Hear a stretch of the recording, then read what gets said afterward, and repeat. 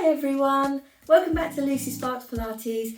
Now today I'm giving you my 5 favourite hip mobility exercises. I usually post Pilates routines, but today it's all about hip mobility. And I'm doing this because I think far too many of us have really stiff hips. And it's mostly just because a lot of us have to spend hours and hours a day sitting at a desk or driving for work. Now, when it comes to improving mobility at any joint, I'm a massive fan of using active mobility. And this is because using movement to mobilise a joint is usually far more effective than just simply holding a passive stretch for hours and hours. So out of my 5 exercises today, 4 of them are going to be active mobility. So if you like this video, please comment down below just to let me know. I'd love to make more of them. Please give it a big like and don't forget to subscribe.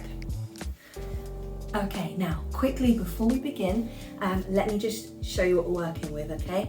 This is your hip joint. As you can see, it's a ball and socket joint, and all that means is that there's a ball on the end of your thigh bone and it goes into the socket in your pelvis.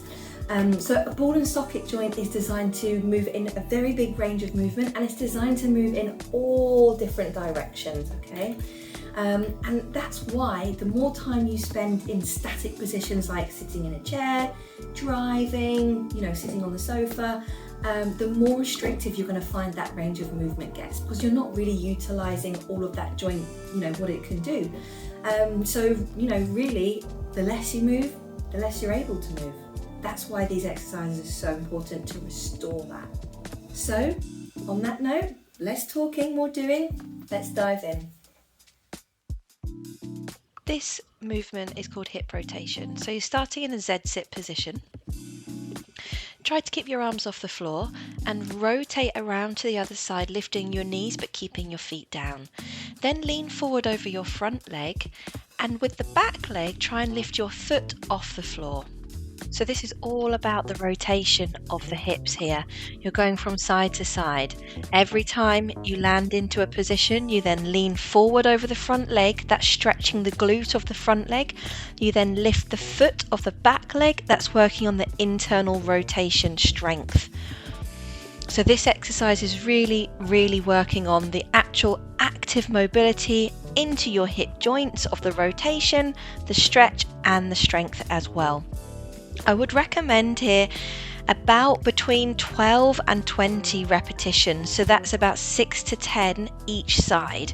Try your best to keep your posture as upright as you can, and if you want to make this even more challenging, you can raise your arms up by your ears as well. However, if you're struggling and you need a slight regression, you can do exactly the same exercise but placing your hands on the floor behind your hips as you rotate around, and that will slightly take a little bit of the load off. Now, the second exercise is a sort of hybrid between a hip flexor stretch and a quad stretch, because they're both very important in the mobility of your hips. So we're going to start on our right knee with the left foot out in front, next to a wall. Tuck your hips underneath, push your right hip forward. Now, holding onto your left knee with your right hand, take your left arm up, over and twist and reach behind you, and then you come back to the start. Then for the quad stretch, you use your right hand to grab your right foot and pull it up towards your bum. Okay, so I'm doing that bit now, pulling the foot up towards you. That stretches the quad. Then again, we retuck the hips underneath. That's the most important thing. We rotate around. You're right next to the wall, so it's going to really help keep the hips stable. And then you go into the quad stretch. This is one of my favorite combinations of quad and hip flexor here. It's all targeting the right side. So obviously after you've done this, you would then repeat on the other side.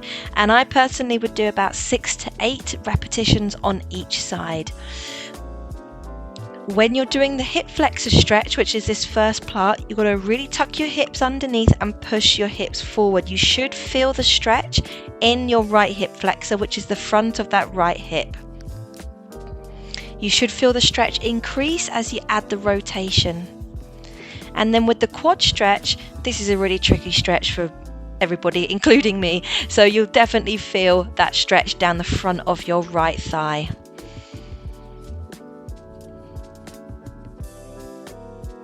your hip flexors are one of those key muscles that become quite tight with sitting at a desk for a long time.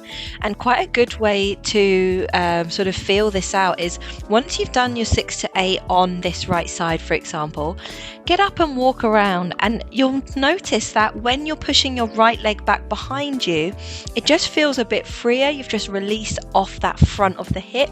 And then when you repeat your 6 to 8 on the left side, you'll notice that they then feel the same. Exercise number 3. This is going to be some active hip circles. So we're down on our forearms and knees, and the aim here, as you can see, is that you're trying to make as big a circle as you can with your leg. The knee stays bent all the time. You go in one direction, then you reverse and come back.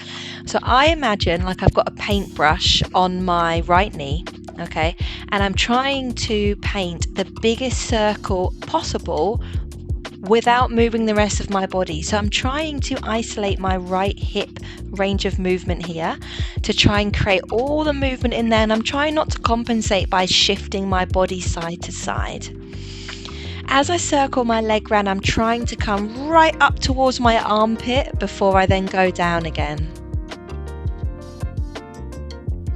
So with this exercise, there's no stretch involved here. Contrary to the other 2 exercises that used active range of movement with stretching, this one is just purely your own muscles' ability to complete the exercise. So there's no point in having mobility without strength. So you want your muscles to be able to control your whole range of movement at your hip. That's a really, really good way to keep the movement healthy and keep the pain at bay. So here, if you think that going in one direction and then back again is 1 repetition, I would do anywhere between 5 and 8 repetitions on one side and then repeat on the other side. Okay, exercise number 4. So this is either, you could call it a deep side lunge or a Cossack squat. So we're starting off here, like you can see, in a really wide stance, one leg bent, one leg straight, and shifting from side to side. Now I always do the first few with my hands on the floor, and then I try and progress like I'm doing here to taking my hands off the floor. So if you're not quite up to doing the full whack of hands off the floor yet, do what I did at the start, where you, as you move from side to side, you're walking your hands across the floor like I'm doing here. You can still then take your hands off when you're on one side. If you've got a little bit better mobility, then you might be able to just go straight in, keeping your arms off the floor the whole time. But this is such a good exercise to open up your hips laterally. It's really also quite functional for flowing into things like good squatting technique, and even things like good running as well. Now this one really is quite a strength-based exercise, so you're trying to improve your range of movement at your hips while strengthening them as well. Now exercise number 5, nice and easy compared to the others, is just a pigeon stretch. So I'm sure most of you have done this one before. Your front leg is bent with the foot facing across your mat, and your back leg is going out behind you. You can then lean over your front leg if you can, and just breathe nice and slowly. I would hold each one of these for 20 to 30 seconds, and I'd repeat 2 or 3 times on each side. The point of this exercise is it's stretching your lateral hip muscles, so mainly those are your glutes. The key here, so for example here I've got my right leg back behind me, is I'm trying to push my front of my right hip towards the floor. Don't worry if it's not touching the floor, mine isn't, but try to push it towards the floor, and that's going to make the stretch a little bit more intense. It's always nice to finish a mobility routine with a few passive stretches. So if you are struggling with either the range of movement at your hips or hip pain, try incorporating these 5 exercises in daily, and just work within your means. If you're feeling tightness and restriction, then of course you can push a little bit through that. If you're feeling pain, sharpness, tingling, I wouldn't push through that. You're always the best judge of your body, so listen to your body with all of these. Thank you so much for joining me today. Would really love it if you would subscribe to my channel. It really helps this channel to grow, and I absolutely love making this kind of content, so would love to continue. Hope you all have a really, really great rest of your day, and keep those hips healthy, and I'll see you next time.